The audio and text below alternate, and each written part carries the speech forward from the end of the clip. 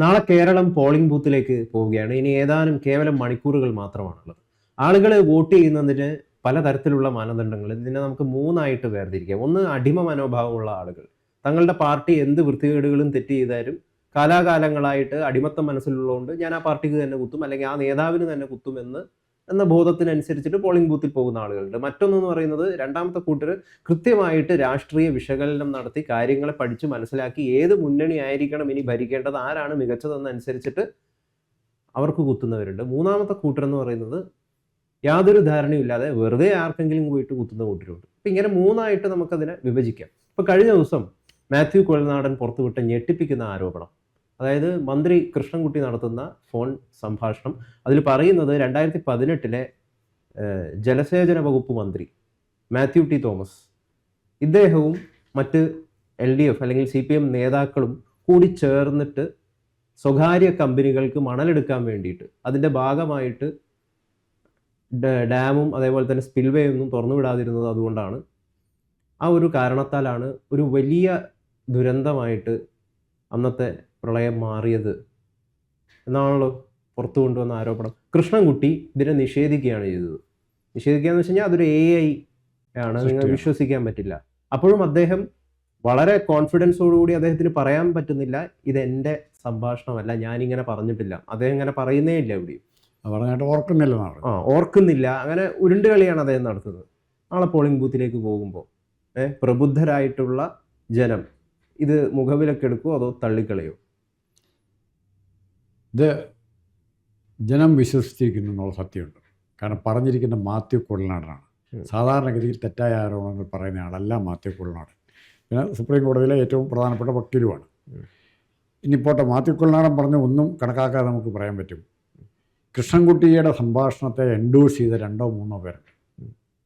ഇവിടെയുള്ള പ്രഭാത് എന്ന് പറയുന്നതായിട്ട് ആദ്യം സംഭാഷണം നടത്തുന്നത്, പിന്നെ വീണ്ടും സന്തോഷ് പാലോടെന്ന് പറഞ്ഞൊരു ജനതാദളിൻ്റെ പഴയ നേതാവ് അത് എൻഡോഴ്സ് ചെയ്യുന്നു. കൃഷ്ണൻകുട്ടിയുടെ ശബ്ദമാണിത് എന്ന് വേറെ 2-3 പേര് പറയുന്നു. അപ്പോൾ യഥാർത്ഥത്തിൽ ആദ്യം കുഴൽനാടൻ പറഞ്ഞ് തെറ്റാണെന്നുണ്ടെങ്കിൽ ഇതാദ്യം പറയേണ്ടതാരാ? ഇത് പറയേണ്ടത് കൃഷ്ണൻകുട്ടി പറയണം, ഇങ്ങനെ ഞാൻ പറഞ്ഞിട്ടില്ല.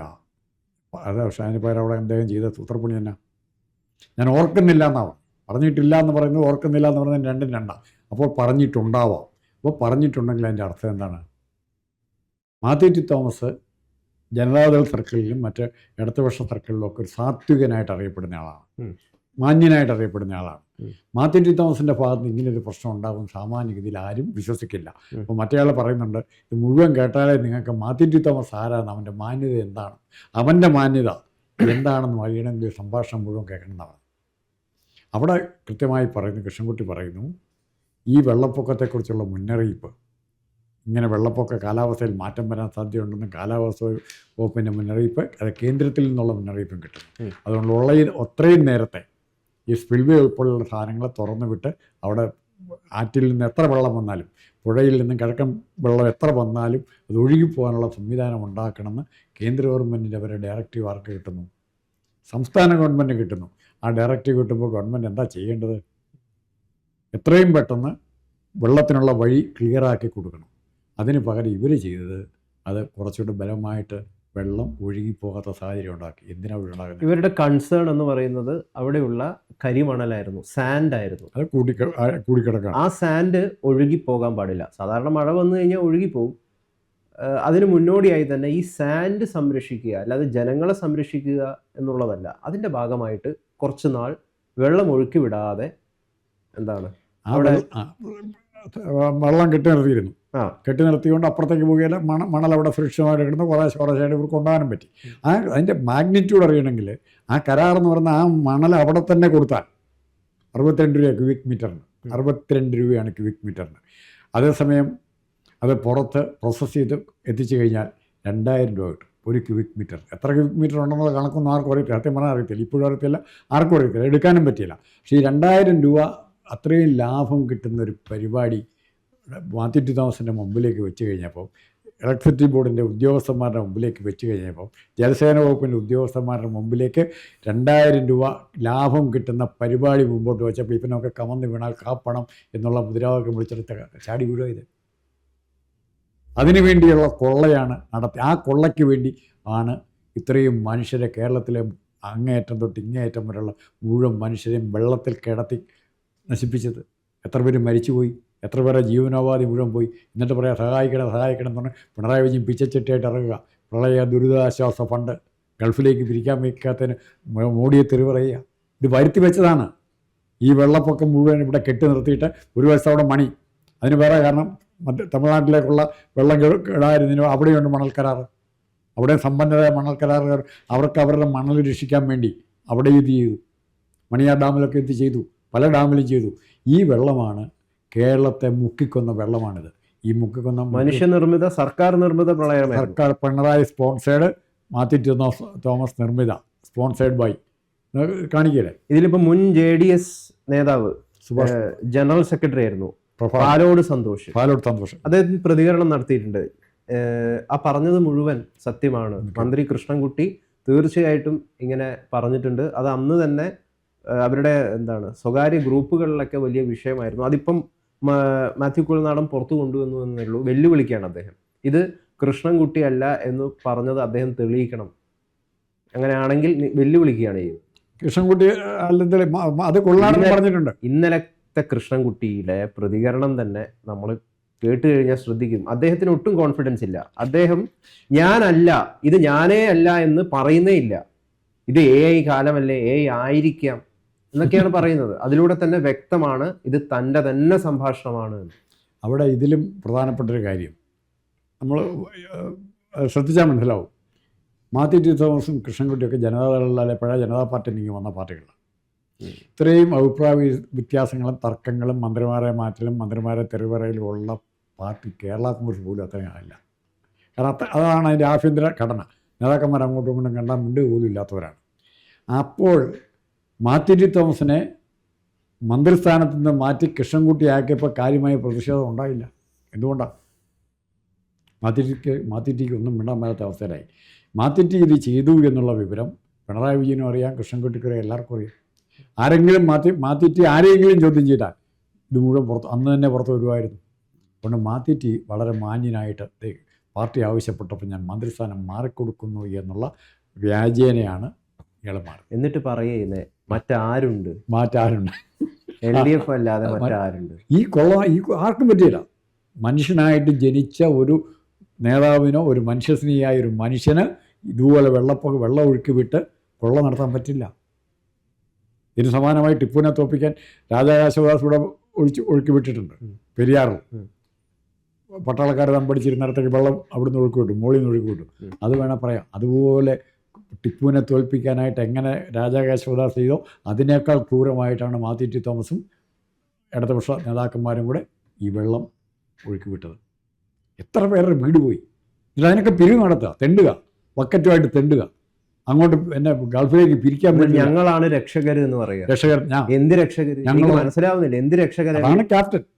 ഇവര് രക്ഷകരായിരുന്നെങ്കിൽ ഈ പ്രളയം ഇല്ലാതാക്കാൻ ഇവർക്ക് പറ്റണമായിരുന്നു. ഈ സർക്കാരിന് പറ്റണമായിരുന്നു. അതിന് കൃത്യമായിട്ടുള്ള ഫ്ലഡ് മാനേജ്മെന്റും ഡാം മാനേജ്മെന്റും ഡ്രെയിനേജ് സിസ്റ്റവും മറ്റു കാര്യങ്ങളൊക്കെ ഇവർ ചെയ്തിട്ടുണ്ടെങ്കിൽ ഇവര് തീവ്രതയെങ്കിലും കുറച്ചിരുന്നെങ്കിൽ നമുക്ക് പറയാം ഇവരാണ് രക്ഷകർ. ഇത് പ്രളയം മുഴുവൻ ഉണ്ടായി, ആളുകളുടെ വീടും നഷ്ടപ്പെട്ട്, ആളുകളുടെ വീടിൽ വെള്ളവും കയറി, ആളുകളുടെ സാധന സാമഗ്രികളെല്ലാം നഷ്ടമായി.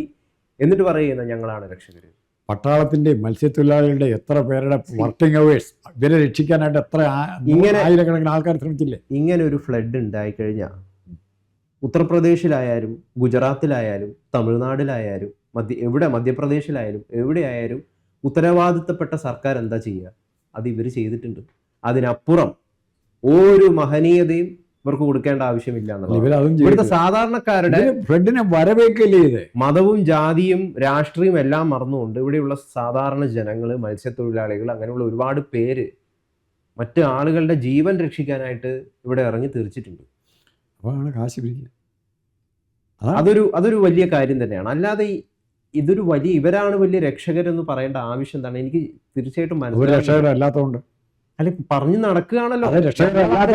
പ്രളയം 2018 പ്രളയം ഇല്ലാതാക്കാനായിട്ട് ഈ ഇടതുപക്ഷത്തിന് LDFന് സാധിച്ചോ? പ്രളയം ഇല്ലാതാക്കാൻ ആരും വിചാരിച്ചാലും പറ്റണത്. പക്ഷേ പ്രളയത്തെ ക്ഷണിച്ചു വരുത്തി ഇല്ല, പ്രളയം ഓട്ടോമാറ്റിക്കായിട്ട് നാച്ചുറൽ കോഴ്സ് വരുന്നതാണ്. ഇവർ പക്ഷേ പ്രളയത്തെ ക്ഷണിച്ച് വരുത്തുകയില്ല. ഇല്ലാത്ത സ്ഥലത്തേക്ക് കൂടെ ആറ്റിലെ വെള്ളം കെട്ടി നിർത്തി, ഭയങ്കരമായിട്ട് കെട്ടി നിർത്തി, ഇല്ലാത്ത സ്ഥലങ്ങളിൽ ഇവരെ പ്രളയം ഉണ്ടാക്കി. ഞാനത് പറയാൻ കാരണം ഒരു വലിയ അമാനുഷിക പരിവേഷമാണ് കൊടുക്കുന്നത്.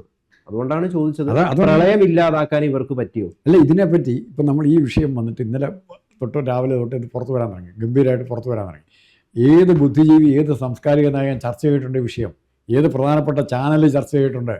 പക്ഷേ ഇനി മറിച്ച് രണ്ടാമത്തെ കാര്യം, താങ്കളൊരു ബസ് ഡ്രൈവർ ആണെങ്കിൽ, അല്ലെ വാഹനം ഓടിക്കുന്ന ആളാണെങ്കിൽ, താങ്കൾ അശ്രദ്ധയായിട്ട് അല്ലെ മദ്യപിച്ച് ബോധമില്ലാന്ന് വിചാരിച്ചു, ബോധമില്ലാതെയാണെങ്കിൽ പോലും വാഹനം ഓടിച്ച് മൂന്നോ നാലോ പേര് മരിച്ചാൽ താങ്കളുടെ പേരിൽ അശ്രദ്ധ മൂലമുള്ള കൊലപാതകത്തിന് കേസെടുക്കും, കൊലപാതക ശ്രമത്തിന് കേസെടുക്കും. ഇതിൻ്റെ പേരിൽ എടുക്കണോ വേണ്ടയോ? ഈ വെള്ളപ്പൊക്കത്തെ തടയാനുള്ള മാർഗം, ഉപാധികൾ മുന്നിലുണ്ടായിരിക്കുകയും പലരും മുന്നറിയിപ്പ് നൽകിയിട്ടും അതിനൊന്നും ചെയ്യാതിരുന്ന ഇവരുടെ പേരിൽ കേസെടുക്കണോ വേണ്ടയോ? മാത്യു ടി തോമസിൻ്റെയും പിണറായിയുടെ ഒക്കെ പേരിൽ വധശ്രമത്തിന്, അശ്രദ്ധ മൂലമുള്ള വധശ്രമം കേസെടുക്കണോ വേണ്ടയോ? പുതിയ ഗവൺമെൻറ് ഒന്ന് എടുക്കുമോ? അതറിയേണ്ടത്. ഇത്രയും പേരെ കുരുതി കൊടുത്ത ഈ ഗവൺമെൻറ്റിനെതിരായിട്ട് വധശ്രമത്തിന് കേസെടുക്കുകയില്ലയോ? UDF പ്ലാനിംഗ് ഇല്ല, കോർഡിനേഷൻ ഇല്ല. അങ്ങനെയുള്ളവരെങ്ങനെയാണ് സംസ്ഥാനത്തിൻ്റെ ഭരണം ഏറ്റെടുക്കുക എന്നൊക്കെ ഉള്ള ആരോപണങ്ങൾ ഉന്നയിച്ചുകൊണ്ടാണ് ഇപ്പം LDF പ്രചരണം നടത്തിക്കൊണ്ടിരിക്കുന്നത്. ഇതേ കാര്യം അവരോട് ചോദിക്കാനുള്ളത്, 2018 പ്രളയം, ആ പ്രളയത്തിൽ ആളുകൾക്ക് സംഭവിച്ച, നമ്മുടെ നാട്ടിൽ സംഭവിച്ച നാശനഷ്ടങ്ങൾ, അതിൻ്റെ തോത് കുറയ്ക്കാനായിട്ട് നിങ്ങൾക്ക് പ്രോപ്പറായിട്ടുള്ള പ്ലാനിങ്ങും കോർഡിനേഷനും ഒക്കെ ഉണ്ടായിരുന്നെങ്കിൽ ഒഴിവാക്കാമായിരുന്നില്ലേ? അങ്ങനെ ഉണ്ടായിരുന്നോ? ഉണ്ടായിരുന്നു, പക്ഷെ ഉപയോഗിച്ചില്ല. അതിലേറ്റവും പ്രധാനപ്പെട്ട റൂൾ കർവ് സിസ്റ്റം തന്നെയാണ്. ഇത്ര അടി വെള്ളം കൂടിക്കഴിഞ്ഞാൽ ഇത്ര ഷട്ടർ ഇത്ര താത്തണമെന്നും അല്ലെങ്കിൽ ഷട്ടർ ഇത്ര പൊക്കണമെന്നുള്ള കൃത്യമായ മാനദണ്ഡങ്ങൾ അവരുടെ ബ്ലൂ ബുക്കിലുണ്ട്. അത് ചെയ്തില്ല, അത് നോക്കിയില്ല. അത് ചെയ്യാൻ പോലത്തെ അപകടം നേരത്തെ തുറന്നു വിടാൻ പ്രശ്നം എന്നാ പറ്റും? റൂൾ കർവ് നോക്കാൻ പോയി ഇവർ തുറന്നു വിടണം. ഇങ്ങനെ കാണിക്കും. ഇതിൻ്റെ ഓരോ മുല്ലപ്പെരിയാറിലൊക്കെ പറയാം 348 അടി 135 അടി. അപ്പോൾ ഈ അടി വെള്ളം ഒരു പർട്ടിക്കുലർ ലെവലിൽ കൂടിക്കഴിഞ്ഞാൽ തുറന്നു വിടണം. അപ്പോൾ ഒരു ഷട്ടറിൻ്റെ ഇത്രയും താത്തിയാൽ മതിയായിരിക്കും. പല ഷട്ടറുകൾ കാണും. ആ ഷട്ടറിൽ കൂടെ മാത്രം പോകുന്ന വെള്ളം മതി. കുറച്ചുകൂടെ കൂടുതൽ വെള്ളം വരുന്നെങ്കിൽ കുറച്ചുകൂടെ ഷട്ടർ താത്തി കൊടുക്കേണ്ടി വരും, കൂടുതൽ ഷട്ടർ താത്തേണ്ടി വരും. അപ്പോൾ അങ്ങനെ അതാണ് റൂൾ കർവ് സിസ്റ്റം ഉപയോഗിക്കുന്നത്. ആ സിസ്റ്റം ഉപയോഗിക്കാതിരുന്നതിൻ്റെ കാരണം എന്ന് പറഞ്ഞാൽ, അത് ഉപയോഗിച്ചാൽ ഇത് തുറന്നു വിടേണ്ടി വരികയും ഇവർ കൊള്ളയടിക്കാൻ വെച്ചിരിക്കുന്ന മണ്ണ് മുഴുവൻ പോവുകയും ചെയ്യും. അല്ല, മണ്ണ് പോവും, കമ്മീഷൻ കിട്ടില്ല. മണ്ണ് പോയ കമ്മീഷൻ കിട്ടിയ നേരത്തെ ധാരണയാക്കി വെച്ചിട്ടുള്ള കമ്മീഷൻ ഉണ്ടല്ലോ 2000 രൂപ, അത് ക്രെഡിറ്റ് ആവില്ല മണ്ണ് പോയാൽ. അതുകൊണ്ട് കുറച്ചു നേരം വെള്ളം ഇവിടെ കിടക്കട്ടെ. കാരണം ഇവർ വിചാരിച്ചില്ലേ ഇങ്ങനെ ഒരു വലിയ അപകടം ഉണ്ട് എന്ന്, ഇവർ വിചാരിച്ചില്ല. അങ്ങനെ വിചാരിച്ചില്ല എന്ന് പറയുന്നതാണ് ഒരു സർക്കാരിൻ്റെ ഏറ്റവും വലിയ പരാജയം എന്ന് പറയുന്നത്. കാര്യങ്ങളെ മുൻകൂട്ടി ദീർഘവീക്ഷണത്തോടുകൂടി കാണാനായിട്ട് LDF സർക്കാരിന് 2018 സാധിച്ചില്ല. അതിൻ്റെ ഭാഗമായിട്ടാണ് ഒരു വലിയ മഹാപ്രളയമായിട്ട് അത് മാറിയത്. എന്താ ഇപ്പം നിങ്ങൾ പോലും ഗൗതം നിങ്ങളുടെ വീടിൻ്റെ മുമ്പ് കൂടെ പോകുമ്പോൾ ഒരു മഴയും കാറ്റും വന്നാൽ നിങ്ങൾ കൊച്ചു പിള്ളേരെ കൊണ്ട് വീട്ടിൻ്റെ അകത്തേക്ക് ഓടിക്കയറോ, പുറത്തേക്ക് പോകും. അതെ, അപ്പോഴും കൺസേൺ അതല്ല. വലിയ അതിശക്തമായിട്ടുള്ള മഴ, ഡാമിൽ മുഴുവൻ മഴ വരുന്നതിന് മുമ്പ് തന്നെ ഓവർഫ്ലോ ആയിട്ട് കിടക്കുകയായിരുന്നു മുല്ലപ്പെരിയാർ അടക്കമുള്ള പല ഡാമുകളും. ഇപ്പൊ സ്പിൽവേ അടക്കം, തോട്ടപ്പള്ളിയിൽ എന്താണ് വലിയ രീതിയിൽ വെള്ളം കെട്ടിക്കിടക്കുകയായിരുന്നു. എന്താ ചെയ്യുക? സ്വാഭാവികമായിട്ടും നമ്മൾ ആ സംസ്ഥാനത്തിന്റെ സുരക്ഷ, ജനങ്ങളുടെ സുരക്ഷയായിരിക്കണം നമ്മുടെ മുമ്പിലുള്ള കൺസേൺ എന്ന് പറയുന്നത്. ഇവിടെ എന്താ കൺസേൺ? അപ്പുറത്ത് കിടക്കുന്ന മണല്, അയ്യോ മണല് നഷ്ടപ്പെട്ടു പോകും. ജനങ്ങളുടെ ജീവിതമല്ല, ഈ മണല് നഷ്ടപ്പെട്ടു പോവുകയും ഈ മണലിലൂടെ കിട്ടുന്ന കമ്മീഷൻ ബാങ്കിലേക്ക് ക്രെഡിറ്റ് ആവില്ലല്ലോ എന്നതാണ് ഏറ്റവും വലിയ കൺസേൺ. പൊന്ന് ഗൗതം, ഒരു കാര്യം ഓർത്തിരിക്കെ, മറ്റേ വീണാ വിജയന് മാസം തോറും കരിമണൽ കർത്ത കാശ് കൊടുത്തുകൊണ്ടിരിക്കുന്നെങ്കിൽ ഏത് മണലിൻ്റെ കാശാന്ന് മനസ്സിലായോ? കരിമണൽ അയാൾ മാന്തുന്ന കൊല്ലം ആ ഭാഗത്ത് തീരത്തുനിന്ന് അയക്കും ഇതുപോലെ കിട്ടിയിട്ടുണ്ട് മണൽ. ഇവർക്ക് കൊടുത്താൽ കുഴപ്പമുണ്ടോ? ഇത്രയും ലാഭം ഉണ്ടാക്കി തന്നല്ലേ മാസപ്പടി പോലെ കൊടുത്തുകൊണ്ടിരിക്കണേ. ഇതിനാ കൊടുത്തുകൊണ്ടിരിക്കുന്നത്? ബാധ്യതയുണ്ടോ? അപ്പോൾ ഇതുപോലെ അമിതമായ ലാഭം ഉണ്ടാക്കി കൊടുക്കാൻ പിണറായി സർക്കാർ സഹായിച്ചുകൊണ്ട് മാത്രമായി മാസപ്പടി കൃത്യമായിട്ട് കിട്ടിക്കൊണ്ടിരിക്കുക. ജനങ്ങളുടെ വീട് നഷ്ടപ്പെട്ട, കുടുംബാംഗങ്ങളെ നഷ്ടപ്പെട്ട, അവരുടെ സാധന സാമഗ്രികളൊക്കെ നഷ്ടപ്പെട്ട ആ ജനം വീണ്ടും ഇവർക്ക് തന്നെ വോട്ട് ചെയ്യണമെങ്കിൽ അവർ പ്രബുദ്ധരാണോ അതോ വിഡ്ഢികളാണോ? ഇത് രണ്ടും പറഞ്ഞാൽ ശരിയാകില്ല. വിഡ്ഢികളുമല്ല പ്രബുദ്ധരുമല്ല. ബുദ്ധരല്ല, അത് ഓൾറെഡി എന്താണ് നമുക്ക് അറിയുന്ന ഒരു കാര്യമാണ്. 2 കാലം നടക്കുന്ന ഒരു ജീവി എന്ന് മാത്രം വിചാരിച്ചാൽ മതി. തലച്ചോറിൻ്റെ സ്ഥാനത്ത് മറ്റെന്തോ.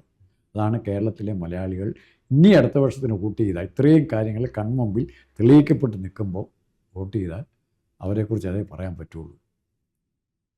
കാരണം അവരെ നയിക്കുന്ന നമ്മുടെ സാംസ്കാരിക നായന്മാരെ തലച്ചോറ് പണ്ടേ എടുത്ത് കൊടുക്കണം. പിന്നെ ആരാ അവർക്ക് എന്തെങ്കിലും പറഞ്ഞു കൊടുക്കാനുള്ളത്?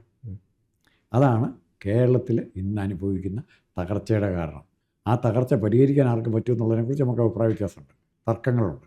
ആരും ആയിക്കോട്ടെ, പക്ഷേ ഇവരെക്കാൾ ആര് വന്നാലും ഇവരെക്കാൾ ഭേദമായിരിക്കും എന്നാണ് ഞാൻ വിചാരിക്കുന്നത്. ആര് വന്നാലും, ഖൊമേനി വന്നാലും മോഡി വന്നാലും ആര് വന്നാലും പിണറായി വിജയനേക്കാൾ ഭേദമായിരിക്കും എന്ന് ഞാൻ വിചാരിക്കുന്നു. ഭരണം ആ രീതിയിലാണ് കാര്യങ്ങൾ പോയിരിക്കുന്നത്. ഇതൊരു ചെറിയ കാര്യമല്ല, വലിയ കൊള്ളയാണ്. വലിയ കൊള്ള എന്ന് പറഞ്ഞാൽ ജനങ്ങളെ വിറ്റിട്ട്. ഇപ്പം പണ്ട് അമേരിക്കയിൽ മായൻ സിവിലൈസേഷൻ ആൾക്കാരെ കൊല്ലുന്ന കാര്യം പറയും. നീഗ്രോകളല്ല, കാട്ടുജാതിക്കാരെ കൊന്നുകൊണ്ട് വരാൻ പറയും. കൊല്ലാൻ പോയാൽ ഒരു തല കൊണ്ട് കൊടുത്താൽ $5 കിട്ടും. ഇപ്പോൾ സാധാരണ പണിക്ക് പോയാൽ $2.5 കിട്ടുള്ളൂ. മനുഷ്യനെ കൊല്ലാൻ പോവോ പണിയാൻ പോവോ? അതേ കൾച്ചറാണ് ഇവിടെ വളർത്തിയെടുത്തവന്മാർ. എത്ര പേര് മരിച്ചാലും 1, 2, 3, 4 മരിച്ചാൽ പോലും വെള്ളം പൊങ്ങി നാട്ടുകാർ സജി ചെറിയാൻ തന്നെ സാജി പോളും കരഞ്ഞു, സജി ചെറിയാനും കരഞ്ഞു, രാജു എബ്രഹാം നെഞ്ചത്തടിച്ച് കരഞ്ഞു. ഞങ്ങളുടെ നാട് മുഴുവൻ വെള്ളത്തിൽ മുങ്ങിപ്പോയി. ആ വെള്ളം തുറന്നു വിട്ടിരിക്കുന്ന ആരാ? പിണറായി വിജയനല്ലേ? ഇന്ന് പത്തനംതിട്ട ജില്ലാ സെക്രട്ടറി അയാൾ ഇല്ലേ, രാജു എബ്രഹാം. ഇപ്പം മുണ്ടും അയാൾ. നിങ്ങൾ കാരണമാണ് എനിക്കങ്ങനെ കരയേണ്ടി വന്നതെന്ന് പറയുമോ? അത്യാവശ്യം വിമാനം എത്തിക്കണം, വള്ളം എത്തിക്കണം എന്ന് പറഞ്ഞാൽ അയാൾ കരയുന്നത് എല്ലാ ചാനലുകളിലും കാണിച്ചതാണ്. നെഞ്ചത്തട്ടി കരയുക. ആ അവസ്ഥ ഉണ്ടാക്കിയാരാ? ആ അവസ്ഥ ഉണ്ടാക്കിയത് ആരാണെന്നുള്ളതാണ്. അത് ആ അവസ്ഥ ഉണ്ടാക്കിയ ആരാണോ ആ മനുഷ്യനാണ് ഇമ്പാക്റ്റ്, കേരളത്തിൻ്റെ ഏറ്റവും വലിയ ശത്രു. ഇതിൻ്റെ ഇമ്പാക്റ്റ്, പ്രളയത്തിൻ്റെ ഇമ്പാക്റ്റ് കൃത്യമായിട്ടുള്ള പ്ലാനിങ്ങും ഡാം മാനേജ്മെൻറ്റ് സംവിധാനവും ഉണ്ടായിരുന്നെങ്കിൽ കുറയ്ക്കാമായിരുന്നു. അല്ലാതെ മഴ ഇപ്പം കുറയ്ക്കാനൊന്നും നമുക്ക് പറ്റുന്ന കാര്യമല്ല. പക്ഷേ അതിൻ്റെ തോത് കുറയ്ക്കാൻ പറ്റുമായിരുന്നു. അത് കുറയ്ക്കാൻ പറ്റാതിരുന്നത് LDFൻ്റെ ഇടത് സർക്കാരിൻ്റെ ഒരു വലിയ പരാജയമാണ്. വലിയ പരാജയം, ക്രൂരമായിട്ടുള്ളൊരു പരാജയമാണ് എന്ന് മാത്രമേ പ്രബുദ്ധരായിട്ടുള്ള എന്നെപ്പോലുള്ള, താങ്കളെപ്പോലുള്ള, അല്ലെങ്കിൽ പ്രബുദ്ധരായ മറ്റു ആളുകൾക്ക് വിലയിരുത്താൻ സാധിക്കുള്ളൂ. അടിമകൾക്ക് പക്ഷേ ഇതൊന്നും മനസ്സിലാകില്ല എന്ന പൂർണ്ണവും പരിപൂർണവുമായിട്ടുള്ള ബോധ്യമുണ്ട്. അപ്പം അടിമകൾ ആർക്കാണെന്ന് വെച്ച് കഴിഞ്ഞാൽ വോട്ട് ചെയ്യട്ടെ, പ്രബുദ്ധരുടെ വോട്ട് എങ്ങോട്ടാക്കുകയാണ് എന്നുള്ളത് അവർ തീരുമാനിക്കട്ടെ എന്നുള്ളതാണ് പറയാനുള്ളത്. അത്രേ പറയാനുള്ളൂ.